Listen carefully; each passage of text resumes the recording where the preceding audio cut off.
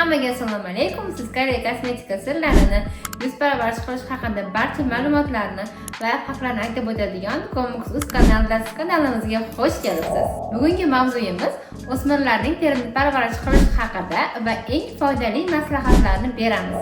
O'smir terisi bu butun izlanishdir. Ba'zi toshmalar, ba'zi yog'li porlashlar yoki ba'zida yuzimiz qurib ketishi ham bo'lishi mumkin va bu yoshda xato qilib qo'yish juda osondir. TikTokdagi maslahatlarni tinglash haddan tashqari yuzimizni qurib ketishiga va har xil toshmalarga sababchi bo'ladi.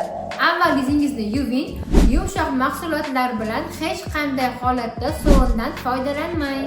Sulfatlarsiz yumshoq ko'pik yoki gel yetarli. Ehtimol oz miqdorda kislotalar bilan asosiysi yuzingizni kuniga 2 marta, ayniqsa kechki parvarishda 2 karra yuvish kerak. Ajoyib variant bizni onlayn do'konimizda Selimax brendidan beja kislotali penka. Ikkinchidan, gidratsiya. Bu faqat quruq teri uchun emas, hatto yog'li teriga ham kerakdir.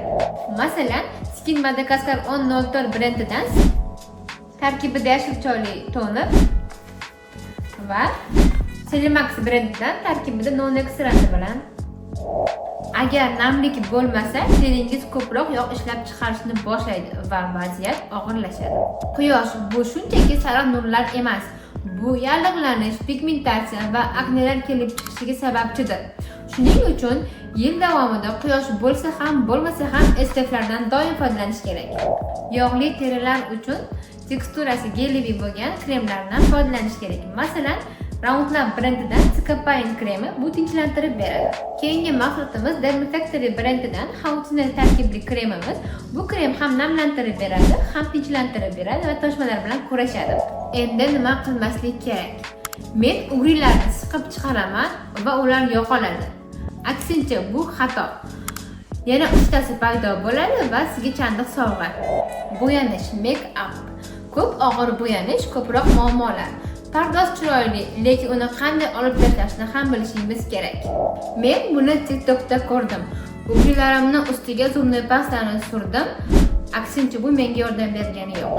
Shunday qilib, yuzlarimizni to'g'ri tozalaymiz, yengil namlantiramiz va hech qachon SPF esimizdan chiqazmaymiz, chunki SPFni bizga zarari yo'q. Yuz parvarish oddiy, ammo muntazam bo'lishi kerak.